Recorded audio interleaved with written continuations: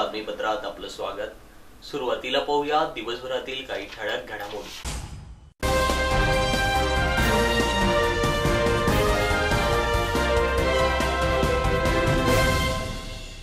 येणाऱ्या लोकसभेच्या निवडणुकीत 400 पेक्षा जास्त जागा मिळवण्याचा आमचा प्रयत्न। पत्रकार परिषदेत नामदार रामदास आठवलेंची माहिती। प्रलंबित मागण्यांसाठी अंगणवाडी कर्मचाऱ्यांचे आझाद मैदानावर धरणे आंदोलन। शासकीय आश्रमशाळेतील मुख्याध्यापिका धुळे एसीबीच्या जाळ्यात। उद्या पेट्रोल पंप बंद होणार, या अफवेमुळे पेट्रोल पंपावर वाहनधारकांची एकच झुंबड। वाहनधारकांवर लादलेला कायदा रद्द करावा, शिवसेना उद्धव बाळासाहेब ठाकरे गटाचे जिल्हा प्रशासनास निवेदन। नववर्षाच्या स्वागतासाठी समुद्रकिनारी पर्यटकांची गर्दी। जेटजी प्लॅटिनम धुळेतर्फे नूतन वर्षानिमित्त कार्यक्रम संपन्न। वाहन चालकांवरील कायदा मागे घ्यावा, जिल्हाधिकाऱ्यांना सर्वपक्षीय निवेदन। भाजपचा बूथ प्रमुख हा राजकारणाच्या रणभूमीवर विजय मिळवून देणारा योद्धाच, गजेंद्र अंपळकर। आता पाहूया बातमीपत्र विस्ताराने। येणारी लोकसभा निवडणूक आमच्यासाठी अत्यंत महत्त्वाची आहे।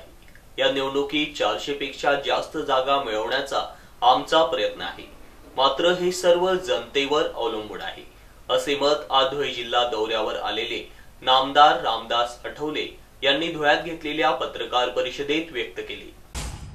आज धुळे जिल्हा दौऱ्यावर नामदार रामदास आठवले आले होते। यावेळी त्यांनी घेतलेल्या पत्रकार परिषदेत म्हटले की सन 2014 मध्ये 282, सन 2019 मध्ये 303, तर आता सन 2024 मध्ये 404 पेक्षा जागा लोकसभेत जिंकण्याचा आमचा म्हणजेच मोदी सरकारचा प्रयत्न आहे। जनता ही पंतप्रधान नरेंद्र मोदी यांच्या पाठीशी खंबीरपणे उभी आहे। पंतप्रधान नरेंद्र मोदी हे संविधान बदलतील असा खोटा प्रचार देशात आणि राज्यात सुरू आहे, परंतु संविधान बदलण्याची हिंमत कोणामध्येच नाही। संविधान बदलण्याची आवश्यकता नाही। संविधानामध्ये कायदे करण्याची, कायद्यात दुरुस्तीची, कायदा रद्द करण्याची तरतूद करण्यात आलेली आहे। त्यामुळे संविधान बदलणे या केवळ अफवा आहेत। पंतप्रधान नरेंद्र मोदींच्या कार्यकाळातच 26 नोव्हेंबर हा संविधान दिन मोठ्या प्रमाणात पाळला गेला, मात्र ते काँग्रेसला आठवले नाही। त्यांच्यासोबत आठवले असताना देखील त्यांना आठवले नाही। काँग्रेसला बाबासाहेबांच्या प्रतिमेचीही आठवण झाली नाही।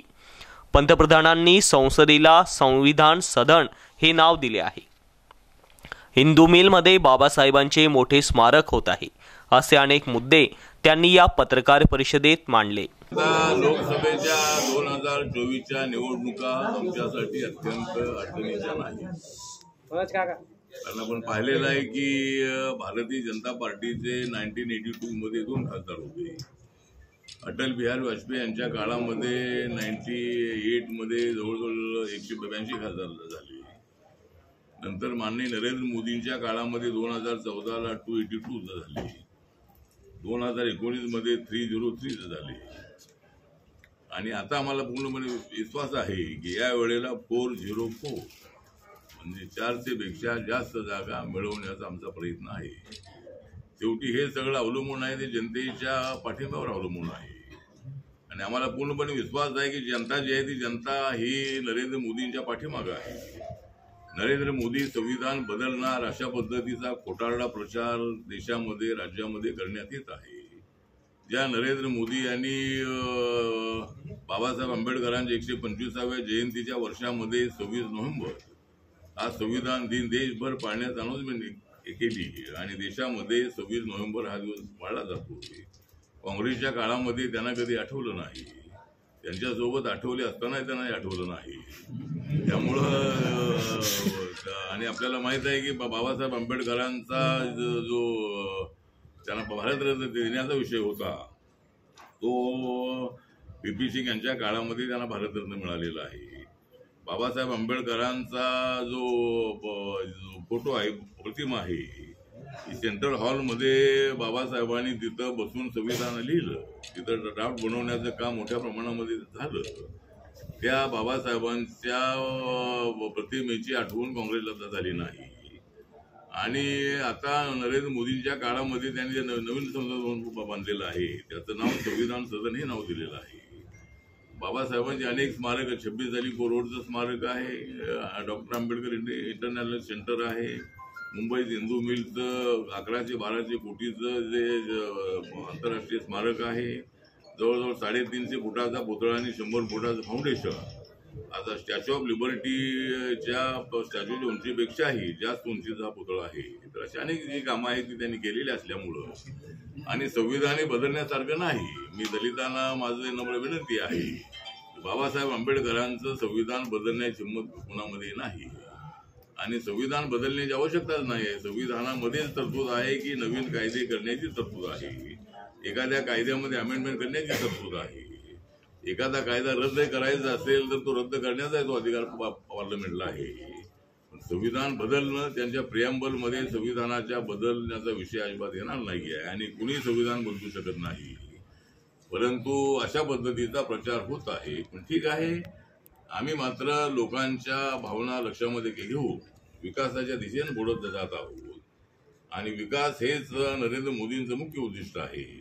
त्यामुळं RSSच्या बद्दल काय लोकांची टीका टिप्पणी होत असेल, परंतु हे सरकार चाललेलं आहे ते RSSच्या अजेंड्यावर चाललेलं नाही, हे नरेंद्र मोदींच्या अजेंड्यावर चाललेलं आहे, ते संविधानाच्या अजेंड्यावर चाललेलं आहे. त्या संविधानाची शपथ नरेंद्र मोदी यांनी घेतलेली आहे, त्या संविधानाप्रमाणेच हा देश चालवण्याची भूमिका त्यांची आहे. राम मंदिराचा जो विषय आहे हा विषय बाबासाहेबांनीच आपल्या संविधानामध्ये, हिंदू आपल्या देशामध्ये मॅक्झिमम मेजॉरिटीनं राहतात, बाकी मुस्लिम आहेत, शीख आहेत, इसाई आहेत, बुद्धिस्ट आहेत, जैन आहेत, पारशी आहेत, लिंगायत आहेत, या धर्माचे लोक इथं राहतात आणि घटनेनं सर्व धर्माच्या लोकांना संरक्षण दिलेलं आहे आणि प्रत्येकाने आपापला धर्म पाळावा ही भूमिका मांडलेली आहे. फक्त एका धर्माने दुसऱ्या धर्मावर बळजबरी करू नये किंवा धर्मांतर जे आहे ते धर्मांतर बळजबरीनं प्रलोभनाने होऊ नये, अशा पद्धतीची भूमिका संविधानामध्ये आहे. त्यामुळे एकमेकाचा आदर करण्याची भूमिका संविधानामध्ये आहे. जसं मी रिपब्लिकन पक्षाचं काम करत असताना, पॅन्थरच्या चळवळीमध्ये मी काम करत असताना, मी ज्या गावामध्ये जात होतो त्या गावामध्ये मी दलित असतानाही मला अनेक गावामध्ये त्यांच्या मंदिरामध्ये घेऊन जात होते आणि माझ्या अनेक ज्या बैठका आहेत त्या मंदिरामध्ये किंवा मंदिराचा जो काय म्हणतात सभा मंडप जे आहे तो गावातल्या सभा मंडपामध्ये आमच्या छोट्या मोठ्या माझी भेट दिली तर तिथं सभा आपल्याला झालेली आहे. त्यामुळे मी जसा त्यांच्या भावना लक्षामध्ये घेऊन मी त्यांच्या मंदिरामध्ये जातो तसे ते आमच्या बुद्ध मंदिरामध्ये येतात, ते आमच्या भीम जयंतीला येतात, आम्ही शिशु जयंतीला जातो. तर हा बंधुभाव जो आहे या घटनेनं आम्हाला सांगितलेला आहे. त्यामुळं राम मंदिराचं जे इन्व्हिटेशन आहे ते देशातल्या सगळ्या पक्षाच्या लोकांना देण्यात आलेलं आहे आणि त्याला सर्वांनी जावं अशा पद्धतीची आपली भूमिका आहे. त्यामध्ये धर्माचा विषय अजिबात नाही आणि सर्व धर्मगुरूंना त्या ठिकाणी बोलवण्यात येणार आहे. त्यामुळे एक अनेक वर्षांचा जो प्रलंबित प्रश्न आहे, एकतर हा राम जन्मभूमीचा जो प्रश्न आहे, त्या ठिकाणी मस्जिदीच्या अगोदर तिथं मंदिर होतं हे पुरातत्व खात्याचे अधिकारी मुस्लिम समाजाचे होते, त्यांनी हे सगळे पुरावे सुप्रीम कोर्टाला दाखवले की मस्जिदीच्या अगोदर त्या ठिकाणी मंदिर होतं, राम मंदिर होतं आणि जर अजून आपण खोलवर गेलो तर त्या ठिकाणी बुद्ध मंदिर होतं ओरिजिनल. त्या ठिकाणी जवळजवळ 2500 वर्षापूर्वी सम्राट अशोकाच्या धर्मांतराच्या नंतर आपला सगळा देश बुद्धिस्ट होता. ज्या गौतम बुद्धाने ज्या 5 भिक्खूंना दीक्षा दिली ते 5ही भिक्खू सारनाथ मधले ब्राह्मण समाजाचे होते आणि 2500 वर्षापूर्वी सगळा देश बुद्धिस्ट होता. परवा गेल्याच 15 दिवसापूर्वी आम्ही माननीय नरेंद्र मोदींना भेटलो आणि त्यांचं जे गाव आहे ते वडनगर गाव आहे आणि एका भिक्खूंच्या शिष्टमंडळासह मी त्यांची जेवढ्याला भेट घेतली तेवढ्याला त्याने मला आठवण सांगितली की माझं वडनगर हे गाव जे आहे हे माझ्या वडनगर गावामध्ये हुएन सन नावाचे चायनाचे भिक्खू आले होते आणि ते त्या ठिकाणी अनेक वर्ष राहिले होते. त्या गावामध्ये 10,000 भिक्खूंना ट्रेनिंग देणारं मोठं ते सेंटर होतं आणि ज्यावेळेला ते पंतप्रधान झाले त्यावेळेला चायनाच्या पंतप्रधानांनी त्यांना फोनवर सांगितलं होतं की तुमचं वोट न तुटपुंजा मानधनावर काम करणाऱ्या अंगणवाडी कर्मचाऱ्यांच्या मागण्या पूर्ण व्हायलाच पाहिजे। यासाठी अंगणवाडी कर्मचाऱ्यांनी मुंबई येथील आझाद मैदानावर धरणे आंदोलनाचे हत्यार आजपासून उपसले आहे। आमच्या मागण्या मान्य झाल्याच पाहिजे, अन्यथा आम्ही धरणे आंदोलन सुरूच ठेवू असा इशारा यावेळी देण्यात आला।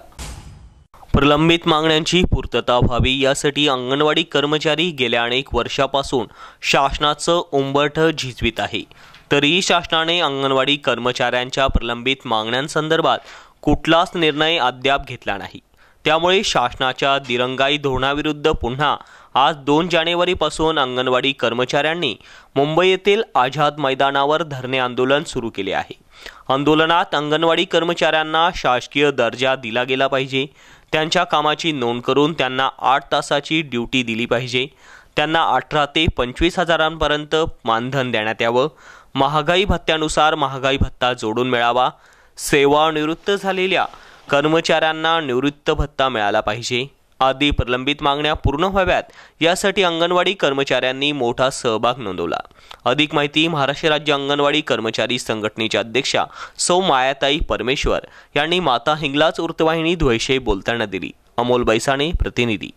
शिंदखेडा तालुक्यातील अक्कलकोस येथील शासकीय माध्यमिक आश्रमशाळेतील मुख्याध्यापिका श्रीमती अर्चना बाबूराव जगताप यांना तक्रारदाराकडून 5,000 रुपयांची लाच स्वीकारताना धुळे लाचलुचपत प्रतिबंधक विभागाच्या पथकाने रंगेहात पकडले, तसेच त्यांच्या विरोधात गुन्हा नोंदवण्यात आला आहे। तक्रारदार हे शासकीय माध्यमिक आश्रमशाळा अक्कलकोस येथे माध्यमिक शिक्षक पदावरून सेवानिवृत्त झाले आहेत। ते गट विमा योजनेचे मंजूर झालेल्या 1,33,484 रुपयांचे बिल मिळवण्यासाठी मुख्याध्यापिका यांच्याकडे पाठपुरावा करीत होते। मात्र बिल काढण्यासाठी मुख्याध्यापिका अर्चना जगताप यांनी शिंदखेडा येथील उपकोषागार कार्यालय येथे पाठवण्यासाठी 5,000 रुपयांच्या लाचेची मागणी केली। मात्र तक्रारदार यांना लाच देण्याची इच्छा नसल्या कारणाने त्यांनी यासंबंधी धुळे लाचलुचपत प्रतिबंधक विभागाकडे तक्रार केली।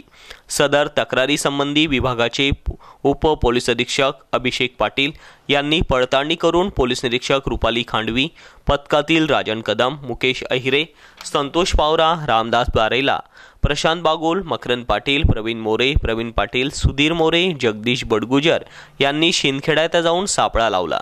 त्यात मुख्याध्यापिका अर्चना जगताप यांना तक्रारदाराकडून 5,000 रुपयांची लाच स्वीकारताना अटक करण्यात आली। राज्यभरात उद्यापासून पेट्रोल पंप चालक संप करणार असून त्यामुळे पेट्रोल पंप बंद राहणार असल्याची अफवा धुळ्यात पसरली होती। त्यामुळे वाहनांमध्ये पेट्रोल भरून घेण्यासाठी ठिकठिकाणी पेट्रोल पंपावर दुचाकी स्वारांची मोठी गर्दी उसळली होती। राज्याच्या विविध भागात पसरलेल्या या अफवेमुळे पेट्रोल मिळणार नाही या भीतीने पेट्रोल पंपावर वाहनांची एकच गर्दी झाली होती। धुळे शहरातील ठिकठिकाणी असलेल्या पेट्रोल पंपावर दुचाकीत पेट्रोल भरण्यासाठी दुचाकी स्वारांची चांगली झुंबड पाहावयास मिळाली। दरम्यान पुण्यातील पेट्रोल डिझेल असोसिएशनने या संदर्भात एक प्रसिद्धीपत्रक काढण्यात आल्याचं सांगण्यात आलं। त्यात म्हटलं आहे की सर्वसामान्य जनतेला आमची विनंती आहे की कुठल्याही अफवेला व बातम्यांना बळी पडू नका, त्यांच्यावर विश्वास ठेवू नका। जिल्ह्यात पेट्रोल डिझेलचा पुरवठा सुरळीत व्हावा यासाठी आमची संघटना बांधील आहे, असे असोसिएशनच्या अध्यक्षांकडून काढलेल्या प्रसिद्धीपत्रकात म्हटले आहे, असे सांगण्यात आले। केंद्र सरकारने आणलेल्या नवीन वाहन कायद्यानुसार यापुढे अपघातात जबाबदार ट्रक चालकास 10 वर्षाच्या शिक्षेची तरतूद आणि 7 लाख रुपये दंड आकारला जाणार आहे। या कायद्यामुळे वाहन चालक मोठ्या संकटात लोटले जाणार आहेत। हा कायदा मागे घेण्यात यावा यासाठी आज शिवसेना उद्धव बाळासाहेब ठाकरे गटातर्फे धुळे जिल्हा प्रशासनाला निवेदन देण्यात आलं। जिल्ह्यात अनेक वाहनधारकांचा उदरनिर्वाहाचा प्रश्न वाहन व्यवसायावर सुटत असतो। तसेच वाहन रस्त्यावर चालवताना वाहन चालकांना रोड टॅक्स, जीएसटी व विविध टॅक्स भरावे लागतात। तसेच आदी संकटांना सामोरे जावे लागते। मात्र सध्या लादलेल्या नवीन कायद्यामुळे वाहने बंद पडतील आणि वाहन चालकांवर आर्थिक संकट कोसळेल किंवा ते देशोधडीला लागतील। त्यामुळे केंद्र सरकारने लागू केलेला हा नवीन कायदा तात्काळ रद्द करावा अशी मागणी आज शिवसेना उद्धव बाळासाहेब ठाकरे गटाच्या माध्यमातून प्रशासनाला निवेदन देऊन करण्यात आली। यावेळी शिवसेना उद्धव बाळासाहेब ठाकरे गटाचे पदाधिकारी कार्यकर्ते मोठ्या संख्येने उपस्थित होते। बोला भाऊ। मोदी सरकारने 2023 मध्ये संसदेमध्ये भारतीय दंड विधान अंतर्गत मोटार वाहन कायद्यामध्ये त्या ठिकाणी दुरुस्ती सुचवली। पूर्वीच्या वाहन कायद्यामध्ये ज्या वाहन चालकांकडे त्या ठिकाणी वाहन आहे त्याच्याकडनं जर एखादा अपघात झाला, आपण त्याला हिट अँड रन असं म्हणू शकतो की वाहन अपघात झाला आणि वाहन सोडून त्या ठिकाणी पळून गेला तर पूर्वी 2 वर्षाची शिक्षा त्या ठिकाणी होती आणि 5 लाखाचा दंड त्या ठिकाणी होता वाहन चालकाला। आता या कायद्यामध्ये बदल करून ट्रक चालकाला आणि खाजगी वाहन चालकाला त्या ठिकाणी 10 लाख रुपयाचा 10 वर्षाची मजुरी सक्त मजुरी आणि 7 वर्षाच्या त्या ठिकाणी सक्त मजुरीची शिक्षा त्या ठिकाणी ठोकवण्यात आलेली आहे। हा कायदा अत्यंत जाचक स्वरूपाचा असून यामुळे भारतामधले जवळपास 1 कोटी ट्रक चालक जे आहेत तसेच काही 15 ते 20 कोटी खाजगी वाहन चालक आहेत यांच्या पूर्ण आयुष्यावरती या ठिकाणी गदा येऊ शकते। त्यांचे संपूर्ण कुटुंब या ठिकाणी उघड्यावरती पडू शकतात। त्या संदर्भामध्ये हा कायदा रद्द करण्यात यावा याकरता शिवसेना उद्धव बाळासाहेब ठाकरे पक्षाच्या वतीने या ठिकाणी आम्ही जिल्हाधिकाऱ्यांना निवेदन दिलेलं आहे आणि या कायद्यातल्या ज्या काही जाचकाठी आहेत त्या जाचकाठी केंद्र शासनाने त्या ठिकाणी त्वरित रद्द करून नवीन मोटार वाहन कायदा त्या ठिकाणी निर्माण करावा अशी मागणी या ठिकाणी आम्ही केली आहे। सुट्टी हा दिवस बऱ्याच जणांचा आनंदाचा दिवस असतो। त्यामुळे काही जण फिरण्यास तसेच निसर्गरम्य ठिकाणी जाण्यास पसंत करतात। त्याचाच भाग म्हणून नालासोपारा येथील समुद्रकिनारी पर्यटकांनी सुट्टीचा दिवस उत्साहात साजरा केल्याने तो आकर्षण ठरला। पालघर जिल्ह्यातील नालासोपारा येथील समुद्रकिनारा हा पर्यटकांसाठी महत्त्वाचा ठरतो। त्यामुळे दूरवरचे पर्यटक सुट्टी असली की या ठिकाणी येऊन आपला एन्जॉय करतात। यावर्षी नववर्षाच्या स्वागतासाठी नागरिकांनी मोठी हजेरी लावली होती। त्यात सुट्टी असल्याने काही कुटुंबांनी देखील समुद्रकिनारी आपली हजेरी लावून आपला आनंदोत्सव साजरा केला। त्यात सायंकाळी फिरण्यास काही पर्यटक व कुटुंब अधिक पसंती देतात। साधना काळोखे, पालघर प्रतिनिधी। नवीन वर्ष संपत आलं त्याच्यामुळे 30-31 डिसेंबर असल्याने आणि तसं आता 2024 नवीन वर्ष सुरू होत आहे त्याच्यामुळे ते साजरे करण्यासाठी पर्यटकांची समुद्राला स्पेशल एक पसंती दिलेली आहे आणि आपण नालासोपाऱ्यामध्ये समुद्र बघतोय जसे पर्यटकांची माहिती गर्दी आलेली आहे। नवीन वर्ष साजरे करण्यासाठी लांबून मुंबईतून वेगवेगळ्या ठिकाणातून इथं पर्यटक सगळं कॅमेरीकडे घेतात आणि भरती आल्याला संध्याकाळच्या वेळेला समुद्र बघणाऱ्या क्लास लोकांची आणि कुटुंबाची। नूतन वर्षाच्या स्वागतासाठी जेजी प्लॅटिनम धुळेतर्फे जाने वाले साल को बाय बाय आने वाले साल को वेलकम या कार्यक्रमाचं आयोजन करण्यात आलं होतं। या कार्यक्रमात विविध कला प्रकार सादर करण्यात आले। या आयोजित कार्यक्रमाप्रसंगी संस्थापक अध्यक्ष राजेंद्र सिसोदिया, अध्यक्षा सौ कल्पना सिसोदिया, झोन कोऑर्डिनेटर दिलीपजी कुचेरिया, सचिव चारुल सुराणा, उपाध्यक्ष अजित चोरडिया, दीपक जैन आदी उपस्थित होते। या मनोरंजक कार्यक्रमाचे संचालन सौ स्नेहा सुराणा, वर्षा बर्डिया यांनी केले। केंद्र शासनामार्फत वाहन चालकांविरुद्ध जो नवीन कायदा पारित करण्यात आलेला आहे तो कायदा अन्यायकारक असून तो तात्काळ रद्द करण्यात यावा या मागणीसाठी आज सर्वपक्षीय संघटनांच्या माध्यमातून जिल्हाधिकाऱ्यांना या संदर्भाचं निवेदन देण्यात आलं। केंद्र शासनाने जो नवीन कायदा पारित केला आहे त्यात वाहन चालकाने अपघात केल्यास त्यास 10 वर्षाची शिक्षा व 7 लाख रुपयांचा दंड असे नमूद करण्यात आले आहे। मात्र कोणताही वाहन चालक जाणून बुजून अपघात घडवून आणत नाही। त्यात रोजंदारीवर काम करणाऱ्या वाहन चालकाचा अपघात झाल्यास गरीब वाहन चालक 7 लाख रुपये कोठून आणणार। रस्त्यावर बरेच अपघात हे रस्त्यांवर मोकाट फिरणाऱ्या जनावरांमुळे घडून येत असतात। त्यात जनावरांना वाचवण्यासाठी स्वतःच्या जीवाला धोका पोहोचत असतो। त्यामुळे या सर्वांचा बळी ट्रक चालकास ठरवता येणार नाही। या निर्णयाविरोधात वाहन चालक आंदोलनास गेले तर जीवनावश्यक वस्तूंचा भाव वाढेल, याचा फटका सर्वसामान्य लोकांना बसेल। म्हणून केंद्र शासनाने पारित केलेला कायदा त्वरित रद्द करण्यात यावा अशी मागणी निवेदनातून करण्यात आली आहे। याप्रसंगी अमीन पटेल, जावेद बिल्डर, अफसर पठाण, वसीम मंत्री, जमीर शेख, शकील अन्सारी, रहीम शेख हाजी, वसीम सरदार, वसीम अन्सारी आदी उपस्थित होते। आज दिनांक 2/1/2024 मी जमीर शेख, अफसर भाई पठाण, अमीन पटेल, वसीम भाई व सर्व ट्रक मोटर चालक मालक असोसिएशन सर्वपक्षीय निवेदन आज धुळे जिल्हा अधिकारी सो धुळे यांना आम्ही जे मागच्या वर्षी गेल्या जो वर्षी 2023 डिसेंबर महिन्यात जे अमित शाह यांनी काळा कायदा आज ड्रायव्हरांच्या विरुद्ध काढलाय तो काळा कायदा रद्द करावा अशी आमची सर्व ट्रक चालक मालक ड्रायव्हर क्लीनर सर्व असोसिएशनतर्फे व आम्ही सर्व धुळेकर नागरिकांतर्फे आमचं एक निवेदन आहे ते आम्ही जिल्हाधिकारी साहेबांना देऊ असं आमचं एक निवेदन आहे। हा ड्रायव्हर म्हणजे काय 10,000 रुपये महिना कमावणारा 5,000 रुपये 12,000 रुपये महिना कमावणारा व्यक्ती आहे। हा कुठं अपघात झाला तो 10 लाख 5 लाख 10 वर्ष सजा हा कुठं भोगेला।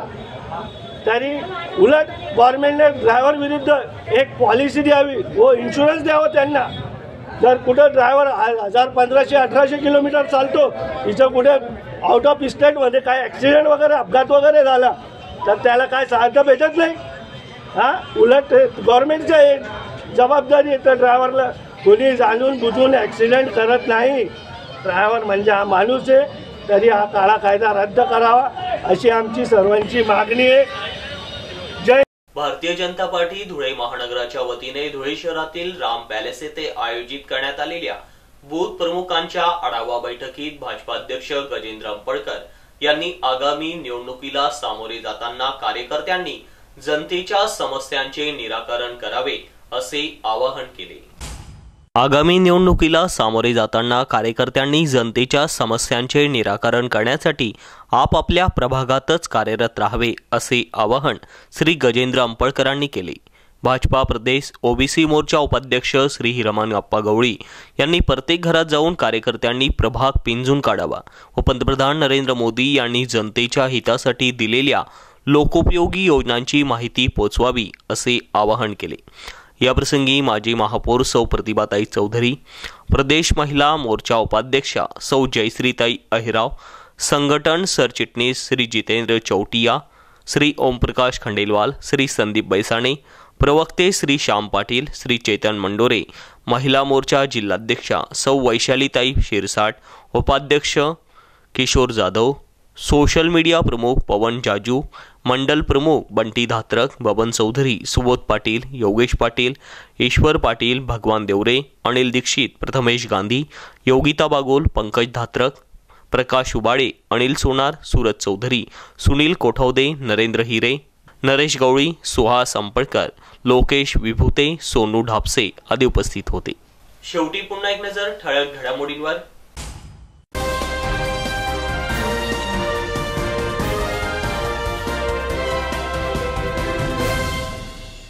येणाऱ्या लोकसभेच्या निवडणुकीत 400 पेक्षा जास्त जागा मिळवण्याचा आमचा प्रयत्न, पत्रकार परिषदेत नामदार रामदास आठवलेंची माहिती। प्रलंबित मागण्यांसाठी अंगणवाडी कर्मचाऱ्यांचे आझाद मैदानावर धरणे आंदोलन। शासकीय आश्रमशाळेतील मुख्याध्यापिका धुळे एसीबीच्या जाळ्यात। उद्या पेट्रोल पंप बंद होणार या अफवेमुळे पेट्रोल पंपावर वाहनधारकांची एकच झुंबड। वाहनधारकांवर लादलेला कायदा रद्द करावा, शिवसेना उद्धव बाळासाहेब ठाकरे गटाचे जिल्हा प्रशासनास निवेदन। नववर्षाच्या स्वागतासाठी समुद्रकिनारी पर्यटकांची गर्दी। जेजी प्लॅटिनम धुळेतर्फे नूतन वर्षानिमित्त कार्यक्रम संपन्न। वाहन चालकांवरील कायदा मागे घ्यावा, जिल्हाधिकाऱ्यांना सर्वपक्षीय निवेदन। भाजपचा बूथ प्रमुख हा राजकारणाच्या रणभूमीवर विजय मिळवून देणारा योद्धाच, गजेंद्र अंपळकर। आणि याचबरोबर माता हिंगलाज टीव्हीचं बातमीपत्र संपलं। पुन्हा भेटूया पुढील बातमीपत्रात। तोपर्यंत पाहत राहा फक्त माता हिंगलाज टीव्ही। जय हिंगलाज।